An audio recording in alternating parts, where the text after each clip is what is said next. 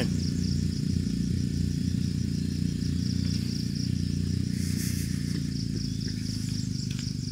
Situ kan, situ kan, situ.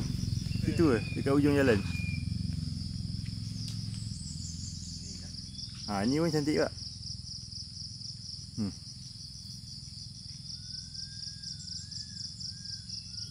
Oh, stylo Milo lah. Jangan bawah sangat, di tengah aja. Ha, situ setengah, ha, situ tengah. Okey, pusing. Dah keluar frame lah, masuk. Ha, okey. Ngam, ha, pandang sikit kamera. Stylo wai. Dah tu keluar. Dah tu, okey tu.